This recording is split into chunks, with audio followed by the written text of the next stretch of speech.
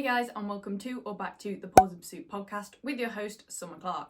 So this feels really strange to me because I'm currently batch recording loads of podcast episodes. I say loads, like 3 in advance, because obviously next week I'm going away to KCI and Dogs in Need, and that is 11 days that I obviously won't have the facilities to record a podcast and edit it and all that. So I'm just recording a load of episodes now because, like I said previously, consistency is key and all that.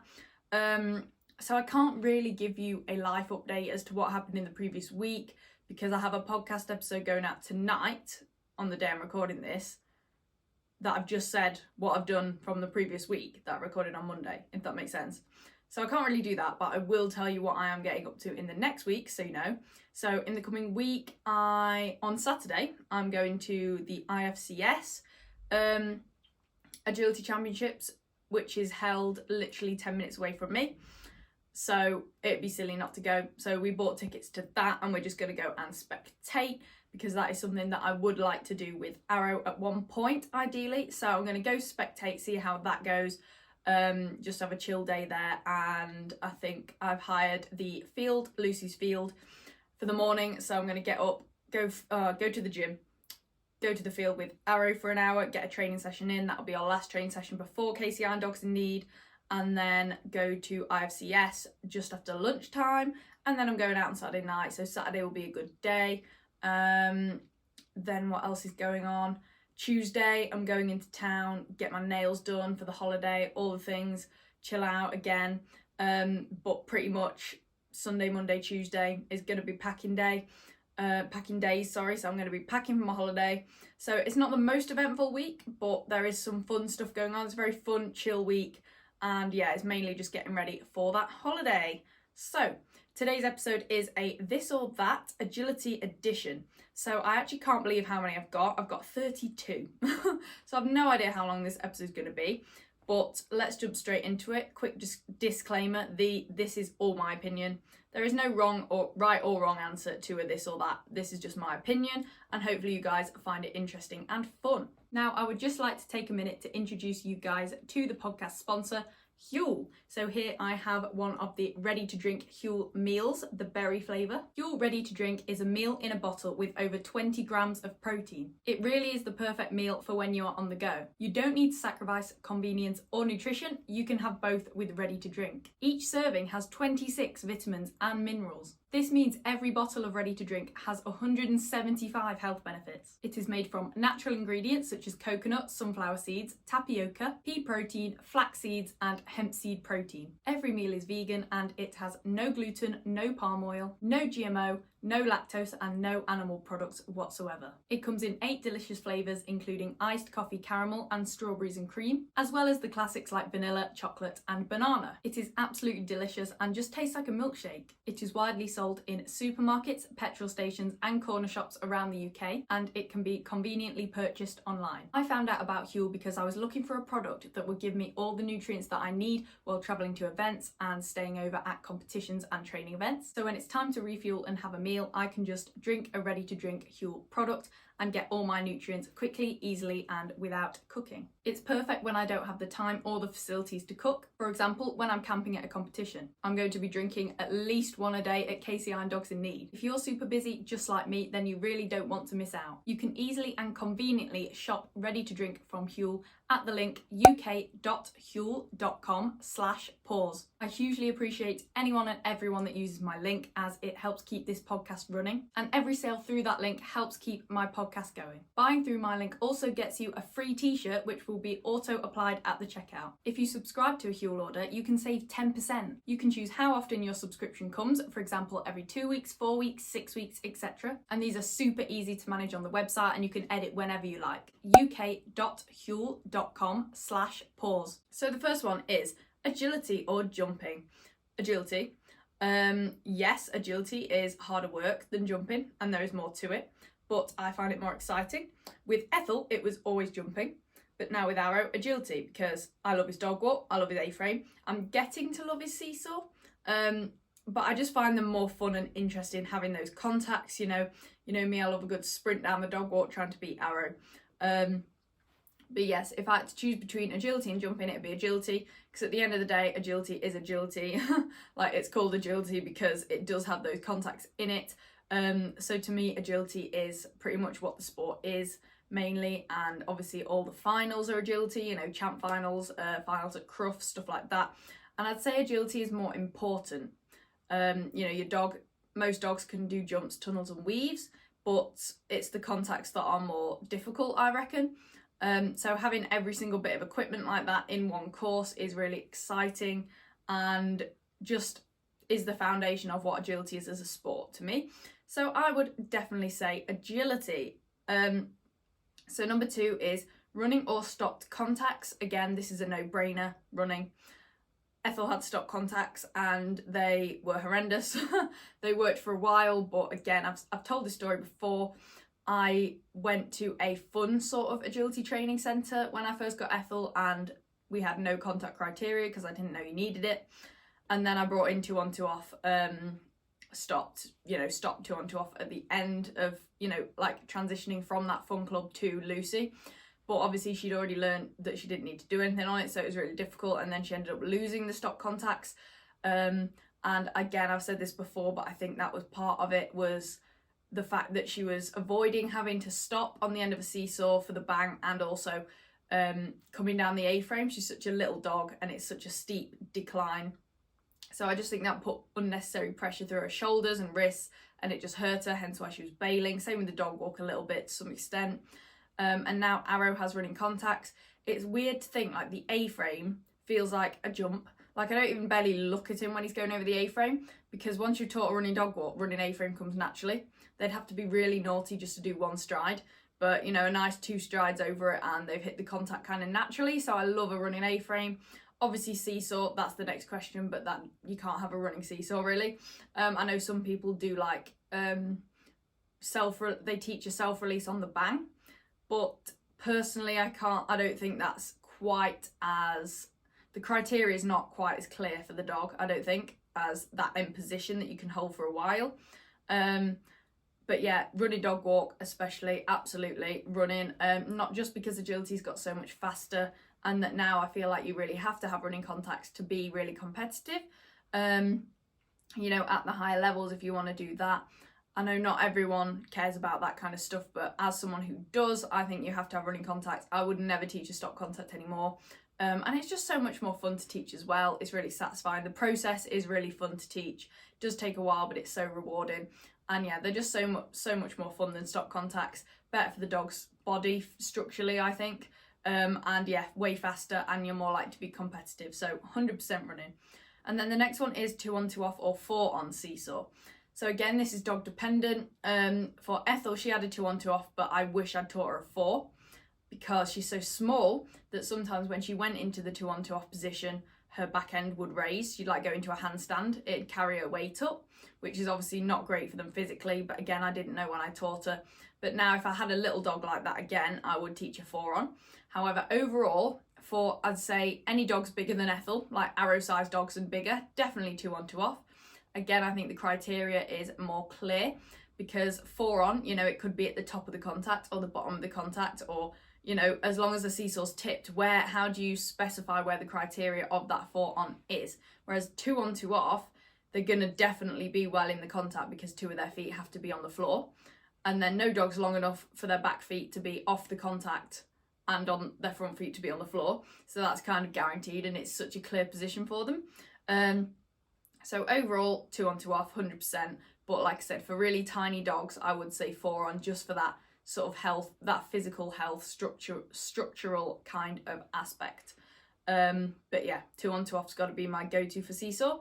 And then the question doesn't involve the self-release on the bang, but I've never trained it, so I wouldn't know.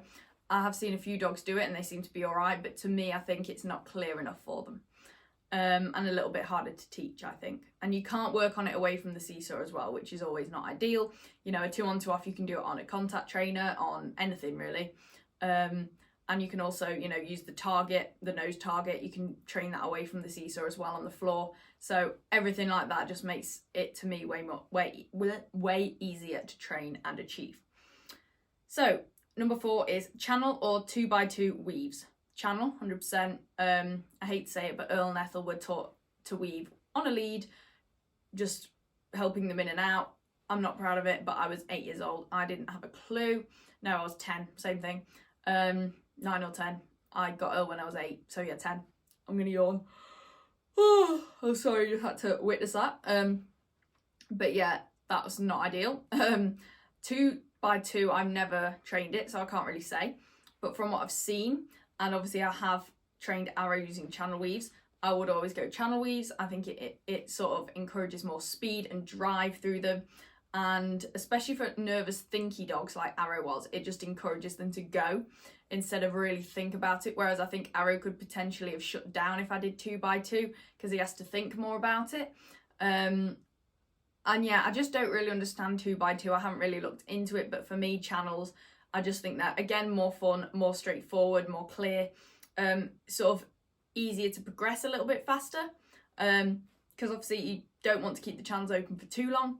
But yeah, 100% channels, it just encourages that drive and that forward focus and independence as well. You know, they're driving forward to their reward no matter where you are. You can teach lots of different entries with it, and it's just a good all-round method in my opinion. But like I said, I can't say too much about 2x2 because I've never used that method, and I've never really seen it in action either.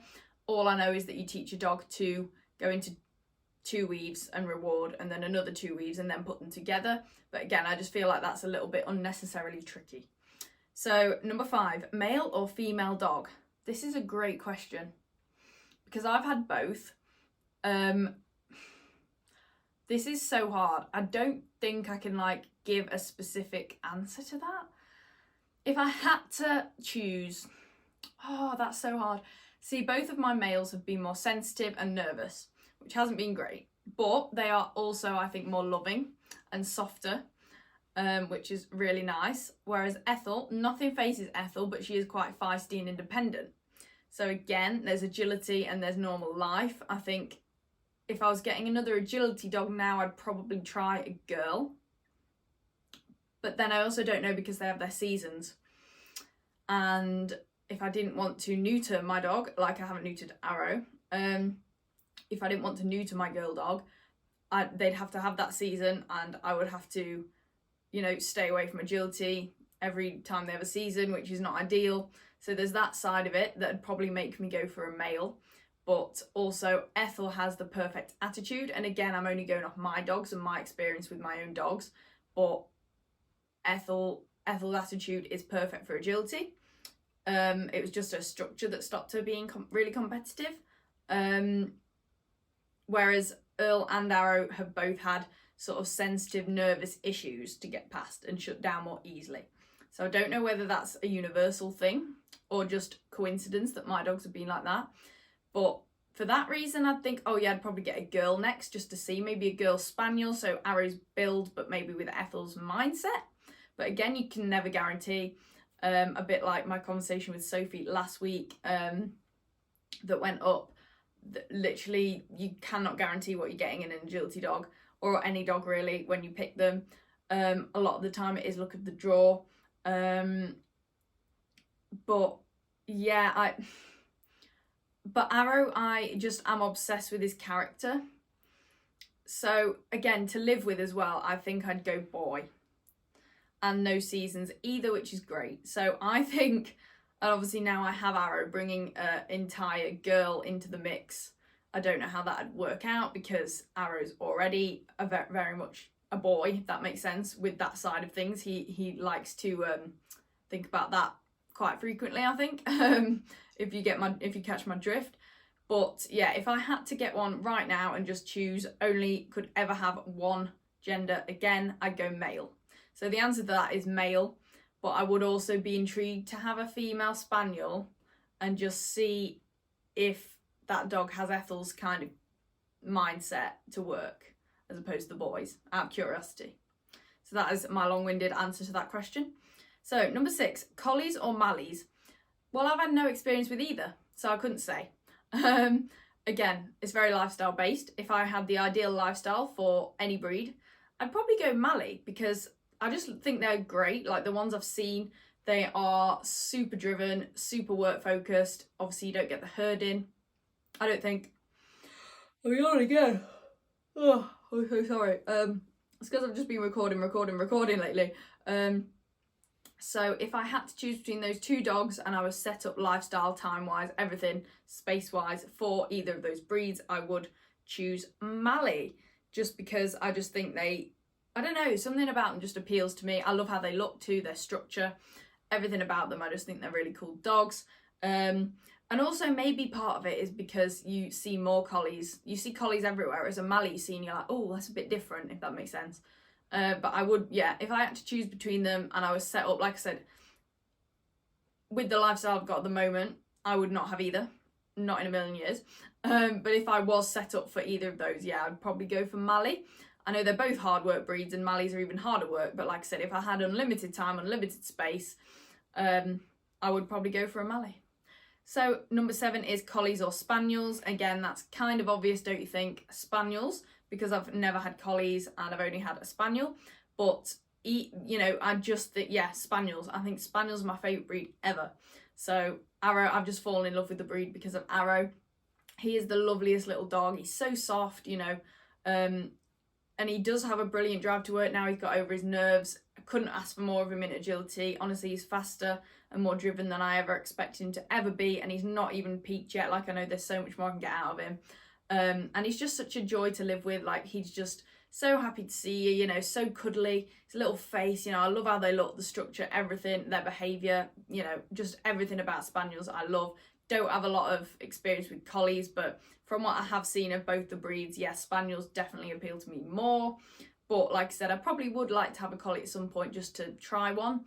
Also, I like smaller dogs. Again, I've never had a big dog, but I kind of just like having smaller dogs. And if I had a Collie, I'd probably want a medium Collie if possible. But yeah, I think I'd either want a medium Collie or like a huge one. Does that make sense? Like no in between. Like a proper big, not chunky, but just solid Collie at the very top of large. Lucy's Prime, for example, I think he's a great, I just love a big Collie like that, seeing them. Yes, maybe not to live with, but again, if I was set up for them. Or on the other end, I'd probably, you know, go for a really petite, tiny little medium one. I don't know what it is, whether it's just because I want something a bit different and you see so many of the sort of standard size looking Collies, I don't know. But yeah, to answer that, obviously, Spaniels 100 times over. Number 8, Collies or Shelties. That's a really hard one because I haven't had experience with either. But from seeing them, I'd probably go for a Sheltie. Again, you know, I like my small dogs. I just prefer smaller dogs over massive dogs. So, not massive even, just bigger dogs. So yeah, if I had to choose between the two, I would have a Sheltie. But I can't see myself having either really at this point, especially not at this point. But yeah, like I said, maybe one day I'll try a Collie out and maybe one day I'll try a Sheltie out, who knows. But if I had to choose between the two, yes, I would probably say Sheltie. That's a really quick one to answer. I can't go into too much detail because I've never had either. But if I had to choose, Sheltie. Like I said, there's so many amazing ones. And again, they're a bit, you see, I just feel like you see too many Collies. Do you get what I mean? But yeah, some of the Shelties I've seen are so cool. Martin Reed's Selfie obviously would kill for that dog. But yeah, I would probably have a Sheltie and I'd probably want a small one as well. If, you know, again, obviously not gonna cry about it if one ended up medium, but I just like the really little looking Shelties, you know, really nimble, blah, blah, blah. In an ideal world, I just like a small Sheltie. So, number 9, crossbreeds or purebreeds. So I've only ever had purebreeds. I've never had a crossbreed, but I would stick to purebreeds. So yeah, purebreeds 100%. I don't really have a reason for that. I just like my purebreds.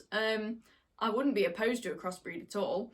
And obviously I have heard, I don't know if this is true, but people say that crossbreeds have less health problems and aren't as, you know, predisposed, is it? Predisposed to certain health conditions and stuff. So people do say they are generally a healthier dog. So, you know, it's nothing to do with that either, really.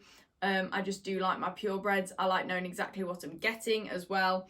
Like with a Spaniel, I don't know how to explain it, but you know, they are what they are, if that makes sense. Like the terriers through and through, everything about them screams terrier, the behaviour, their looks, everything. Spaniels, same thing with Arrow, he just is a proper little spaniel. Again, I've just explained that really badly, but no, I like knowing exactly what I've got. And knowing everything about that breed, etc. I feel like if I had a crossbreed where I didn't know exactly how much of what was in it or whatever, I wouldn't quite know what I was getting. But I feel like I will have a crossbreed one day. Collie poodles, I love. Collie paps look great.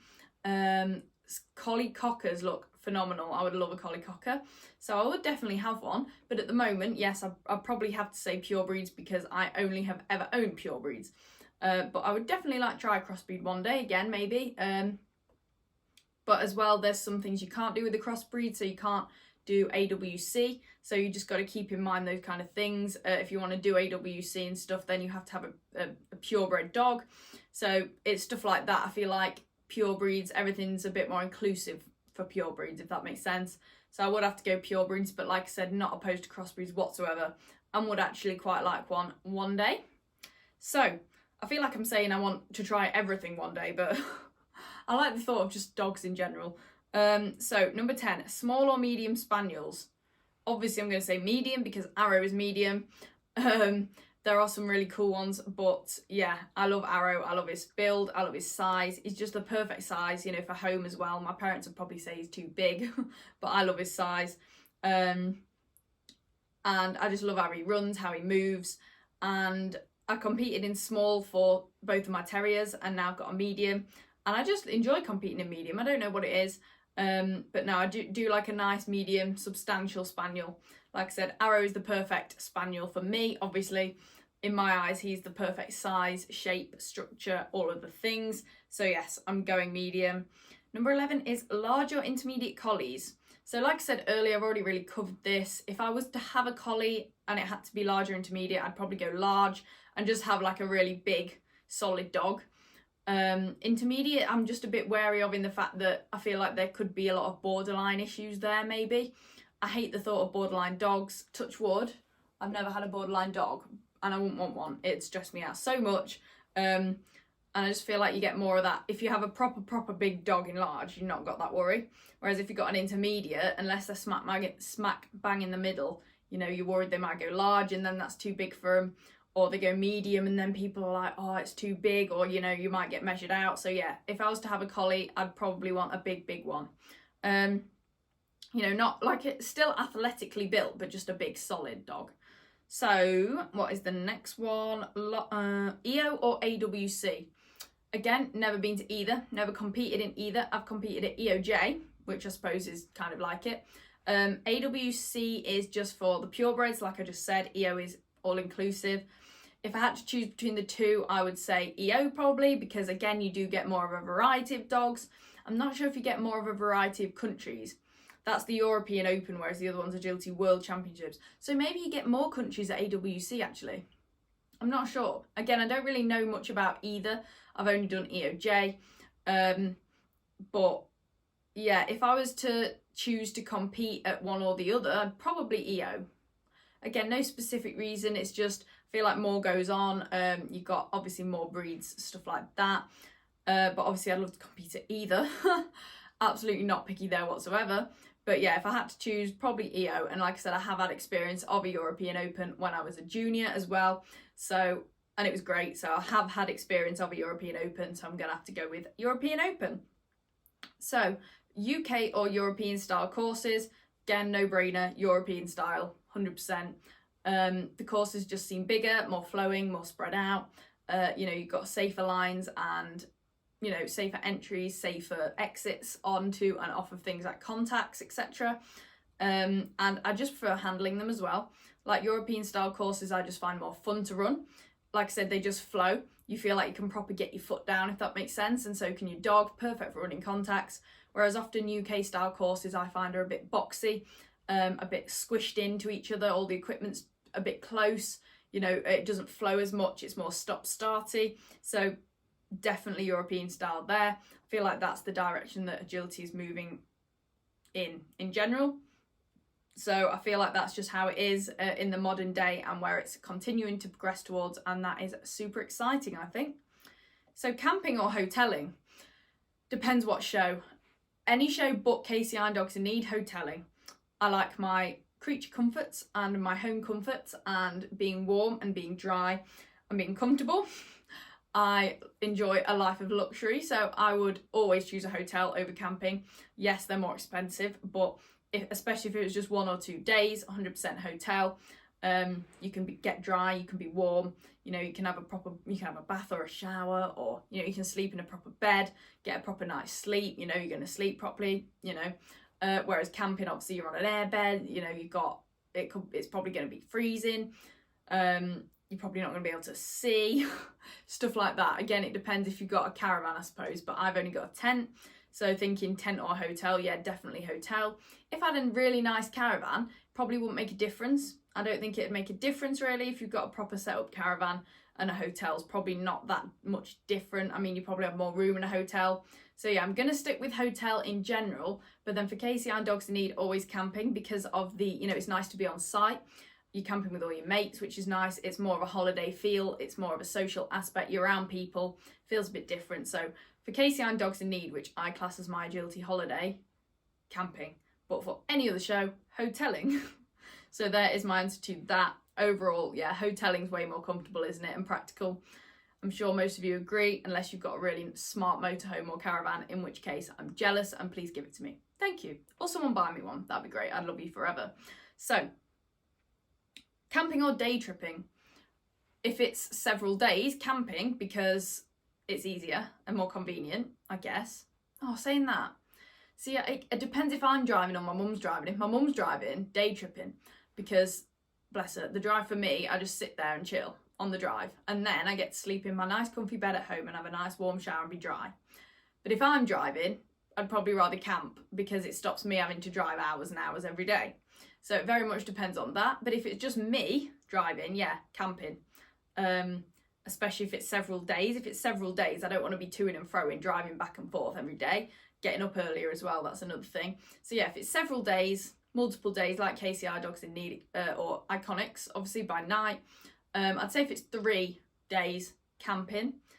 But if my mum was to drive, I wouldn't complain about going to and from, because I get to sleep in my own bed. But if I was driving, definitely camping. But then obviously if it's 1 or 2, well, obviously not if it's 1, if it's 2 days, may as well just day trip, I think. You get to sleep in your own bed for that one night. And also we have a tent. So in my opinion, it's not worth setting the tent up just for one night, just have to take it back down the next day. So yeah, 3 days at a minimum to camp. But yeah, overall, again, it very much depends. But day tripping, I do think I prefer day tripping at normal shows because of the comfort aspect. But if I was driving and if it's 3 days or more, camping. So yeah, we'll say camping overall, really. So grass or sand? I'm going to go for sand, because sometimes you get venues with grass that hasn't been cut and it's up to your dog's elbows. And my really nice grippy Asics trainers that stop me from falling over get caught in the long grass, and it feels like I'm wading through mud when I'm running my dog. So yeah, I'm going to have to say sand. Sandy venues like Dallas Burston Polo Club, where Iconics is held, that is brilliant. The ground's great. Even when it chucked it down, it was pretty absorbent as well, so you've not got that, you know, yes, grass, you know, I mean, again, it depends. Some grass puddles sit on it, some don't. Same with sand. Again, it very much depends on the venue. But if I was to choose, an EOJ in Switzerland was also on sand, and it's just a more even surface, you know, more reliable surface. You're less likely to get sort of little holes or things to trip into or trip over or fall into, etc. And it's just a more consistent ground, I'd say. So a nice soft-ish sand, I would definitely say, over grass. Grass is too inconsistent, if that makes sense. So yeah, unless the grass is like properly nicely cut and flat. But yeah, I'd have to go sand to be safe. And then the next one is grass or AstroTurf. AstroTurf, 100%. Again, AstroTurf, even better than sand, because it's definitely flat. Dog Sports Derby, for example, really, really spongy. You feel like when you're running, you just bounce. It's great. And yeah, it's just so consistent. It's so consistent. You're not going to get, you know, little holes. The grass isn't going to grow too long. And Astro is indoors usually as well, which is great, because that means you're not going to get rained on. So it's not going to get, you know, it's not going to flood. So yeah, Astro over everything, I think. YKC or senior qualifiers? This is hard. Part of me wants to say YKC because I know it sounds bad, but I have more of a chance of qualifying because obviously senior is just harder to qualify for things. So, but then I do love doing the senior qualifiers at the moment, and it's so exciting as well, seeing like when your time's right up there with those senior people. There's no feeling quite like that. Again, I suppose it depends what dog you've got, but I know Arrow does have a good chance in the senior qualifiers. So overall, in my situation, I'm going to say senior qualifiers. Like I said, that might be because I've done YKC qualifiers for so many years and qualified in lots of things. But again, I am a senior now as well, technically. Like, I can still do the YKC qualifiers till I'm 25, but 24, I think. As soon as I turn 25, I'm gone. But anyway, yeah, I just feel more like a senior now. You know, I'm going towards senior GB. That's my goal, stuff like that. My goals at the moment are more aligning towards senior, and I just find them a bit more exciting. You know, I prefer watching them as well, and just a bit more competitive. And obviously, that's just the next step in my career. Obviously, I want to get into the main arena at Crufts, Olympia, all those things, Team GB for seniors. So yeah, for me, I'm going to go with seniors. But obviously, if you're a young person, very young person, then YKC is perfect, and you're going to prefer that way more than seniors. Back when I was proper young, I would have always said YKC because I was simply a junior. Like, I wasn't ready to compete in the seniors, but now I feel like I'm at a stage to be competitive in the seniors with Arrow. I'm going to choose seniors for all of those reasons. So, YKC or normal shows. Now, this confused me because I thought, what's a YKC show? All I can think of that's a show that's just YKC is Stoneleigh, and I had like one run. There was one thing there. So normal. Like, I don't know what a YKC show is except Stoneleigh, and I had the pairs qualifier and that was it. So yeah, normal shows because there's just way more to do. Yeah, that's it. There's way more things to enter, more classes to enter. You've got your senior qualifiers, which I just said I prefer as well. And there's more, you know, more of a variety of people. And like I said, I do kind of think of myself as more of a senior now. I'm in that category. It's weird to me seeing the YKC people because I'm like, you know, it's just a whole different crowd to who, you know, I was a YKC member with. But yeah, for me, normal shows. Like I said, I can only think of one YKC show anyway. If you ask that question, then please do DM me if you had a different definition of a YKC show. But from what I've taken it, I can only think of one. So yeah, definitely a normal show. There's just way more to it. Gallican or First Contact? Hoo-hoo. Might upset some people. This is hard, isn't it? Gallican. Again, a bit like the UK versus European style courses. I think agility is going in the direction of Gallican. Hopefully one day everything will be Gallican. Obviously abroad it's Gallican. So again, I'm definitely on the side of I want all equipment to be the same eventually. It'd be great, you know, our dogs wouldn't have to change the way they run and the way they move depending on what equipment they're faced with on that specific day. You know, you can't tell a dog, oh, this is different equipment, the seesaw's gonna feel this much different, blah, blah, blah, for this reason. So that's just really tricky for them, isn't it? And it's really not helpful for getting their confidence up as well for nervous dogs, you know, always being faced with a different kind of equipment. You know, if a dog gets their confidence up on a first contact seesaw, and then there's Gallican at the next show, and then they have to do Adams or whatever, which I still don't run Arrow on because his seesaw isn't great as it is confidence-wise, and, you know, criteria wise, so I don't want to confuse him more. But I don't think that's helped over the years, is doing lots of different equipment. I mean, I've never done Adams, but still. So yeah, if all equipment was just one thing forever, Gallican 100%. I also like how soft everything is, how I like how it's sort of the breakaway poles, I think they're brilliant, and the magnetic cups on the wings, so that if the dog knocks it really hard, you know, it can kind of fall down without causing a crash. So yeah, I just think it's, again, way more modern. Things are lighter. Everything's just more modernly built, which I enjoy. So yeah, Gallican 100%. 22, dog, van or car? Obviously van. Cars are smaller, less room, especially when you're going to a show. I would always pick a van. I have a car, but my mum has a van, so we go in the van to shows, and it is way more helpful having all that space, especially if you've got more than one dog. And we take Ethel still, so that is perfect. You couldn't fit both of my dogs easily in well, you could, but it'd just be crates everywhere. You'd have to have a crate on the front seat and then Arrows in the back seat. But yeah, if I could choose a car or a van, a dog cart or a dog van, crated out, van 100%, purely because there's more room. Not just for travelling, but when you're at a show, there's more room to sit around in it, you know, if it's bad weather.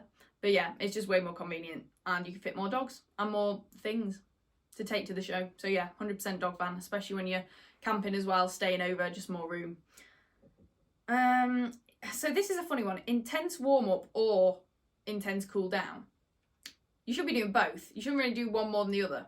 But if you have to choose between doing one really well or just doing one and not the other, or doing one really well and doing the other one half-heartedly, if you had to, I would say it's more important. The warm-up is more important a little bit, I think. So yeah, it'd have to be intense warm-up, because the way you can get injured the easiest is to go from cold static muscles into intense exercise, so an agility run, same for you and your dog. Whereas I feel like I haven't cooled down after things before and I've been all right. Like, I've been a bit stiff afterwards, but I haven't injured myself. Whereas if I haven't warmed up for something, I have had it where I've injured myself a few times. So yeah, both are really important. You should be doing both. Otherwise, you probably will injure yourself at some point. But if I had to choose, it would be intense warm-up, probably. But that is a hard one. You need both. You need both. So, blind or rear cross? Blind. 100% blind. If I can make it for a blind, I'm making it for the blind. I think that's just how I've been programmed over the years with Ethel and Earl. Ethel with a rear cross, it'd just slow her right down. I have to be ahead of her, pushing ahead to get the most speed out of her. So I would never do rear crosses with Ethel because I was always faster than her and it always encouraged more speed. Arrow, I do have to do rear crosses quite a lot because he is so fast, but I'll still, if I can neatly make a blind without getting in his way, I will still do that. It's just more convenient. It's more clear for him because I'm in front of him. I try and stay ahead of him so that it's really clear what he has to do and he's never questioning things, which could slow him down. But yeah, I would definitely say blind. Rear crosses though are really helpful and you do need to teach them, especially if you've got a really fast dog like Arrow. There are going to be instances where you need them, and teaching more independence so you can do a rear cross and then send them to the next obstacle without them sort of flicking back and looking back at you like, where do I go, where are you? So it's still a really helpful skill to teach, but if I can make it, I will always try and make the blind.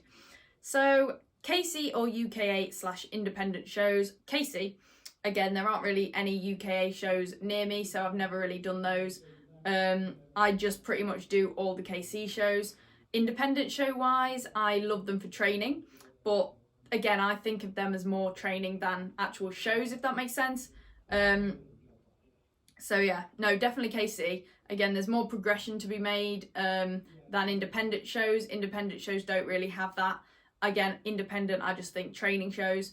Often at these independent shows, you can train in the ring, stuff like that, which I have done over the winter. I did it at Agility Nuts for Arrow's seesaw and stuff like that, and his dog walk and his weaves at one point. So they are helpful, but I wouldn't choose an independent show over KC. Again, UK, it's something I want to get more into. I want to have a go at WAO in the future, like qualifying for that, which is mainly UK. But the only reason I don't do a lot of UK is because they're not local, or like anywhere near local, really. And there's way more KC shows more local to me, and you know, that's how you get to Cruff, stuff like that, up the grades, champ, all that. But so yeah, KC, absolute KC, but UK is something I would like to get more into. I know there is progression with that as well, and you've got the grand finals and fun stuff like that, WA. So I do want to get more into UKA, but yeah, I would choose KC over UK or independent. I would only really go to an independent if I want to train. But yeah, KC definitely. But yeah, UK, if anyone has any insights about UK or anything, then please message me because I would love to get more into them. So indoor or outdoor shows? I'm going to say indoor because if it rains, it doesn't matter. If the weather's really bad, it doesn't matter. If it's windy, it doesn't matter. It's very unlikely to get cancelled or rained off. You know, we live in Britain at the end of the day. The weather's not ideal most of the time. And obviously I think it's safer being indoors where you're not going to get the wet ground, wet contacts, wet tunnels, anything like that. So overall, from that point of view, I'd say indoor. But if the weather's perfect, outdoor, 100% outdoor. But if I was to have to choose one for the rest of time, to be safe, I'd choose indoor. And again, it depends on the venue. Like Dog Sports Derby is an incredible indoor venue. I would choose that over an outdoor grass show anyway. But yeah, for safety and just general enjoyment purposes for handler and dog, if I had to choose, I'd say indoor, because it's bomb-proof against any of the elements, basically. But there isn't anything better than a really nice weather outdoor show. But we don't get that much brilliant weather here. So yeah, indoor for that question. So we're nearly done. So winter or summer shows? No brainer, summer. 100% summer. Winter shows are cold, just not as fun. You want to sit in your car and do not a lot because it's cold. You're more likely to hurt yourself in the sense of your muscles are going to be colder, eat more, you know, they're going to be colder, easier, if that makes sense. You're going to get colder easier. You have to do more warm-ups and cool downs to, you know, sort of counteract that. But yeah, summer shows, no brainer. They're just more pleasant, aren't they? I don't really think I need to explain that much in much more detail. Teaching foundations or competing? That's a weird question because they're both they're both a thing. Like you train foundations to compete in the future mainly. So I'm going to go with competing because that's what you work toward. That's the goal, isn't it? From foundations. Like foundations are really fun to teach, but you wouldn't just train those and then not do anything with them. So competing, yeah. If I was to go out and do something today, I would rather go to a competition and show all my skills. And to be fair, I've said this before, I'm very competitive. I do love, you know, going for the win, progressing, stuff like that. The adrenaline, the nerves, the excitement of competing. That does something to me. I do enjoy that feeling in a weird way. So whereas foundations, again, that's like asking, would you rather go training or competing? Competing, because that's what you train for, if that makes sense. I do love doing foundations with a young dog, don't get me wrong. But yeah, if I had to choose one or the other to do right now, it'd be competing. But again, you can't have competing without the foundations. But yeah, now I'd have to go with competing. So too hot or too cold to run? This is too cold. I'd have to go too cold. I know what I just said, I prefer summer shows than winter shows. But if I had to choose, then I'd say too cold. It's easier to warm up, I think, than it is to cool down when it's too hot. And obviously there's more of a safety risk welfare wise for our dogs in the heat, because they can get sort of heat stress, heat exhaustion, heat stroke. I actually did this in my first aid course. It said a lot of people mistake heat stroke for heat stress and heat exhaustion. So stress is the first part where they're a little bit hot but they can cope. Heat exhaustion is where they're proper exhausted. They can't do it. They don't want to do anything because they're that hot. And then heat stroke is when they're like, could be fatal. And you can get that. Obviously the heat causes all of that. Whereas the cold, you know, our dogs have all these like Equifleeces, thermal coats, stuff like that these days. So you can warm your dog up, I think, easier than cooling them down. And also I have more energy. The dog has more energy to run when it's a bit chillier, once you've warmed up. Again, I did say I prefer summer shows, but as the show as a whole, like the vibes of a show, the experience is nicer in the summer. Everything's a nicer experience in the summer in nice weather. But to actually run, I would prefer to be a bit on the cold side to the hot side. Just have more energy. You know, I'm not worried about my dog's health as such when I'm running it in hot temperatures. So yeah, I'd have to say too cold. But just make sure you do your warm-ups and your cool-downs. So 30, messy clear or solid E? Depends on the class. If it's a qualifier or like champ, agility or jumping, or pairs or teams, messy clear, 100%. If you need a clear to progress in something, messy clear. But for every other, like overall for every normal run, a solid E, I'd say. Like basically, I just want to come out of the run feeling good about the run, if that makes sense. I would, again, I'd rather, if it's just a normal class where you don't really, you know, if it's not a progression class where you do need like a double clear or something like that, then, or, you know, points progressively over the year from lots of clears, then I would say solid E. I like coming out of the run thinking that was a really, really solid run, and like there were so many good parts to that. And he was listening and stuff like that. I felt connected with him.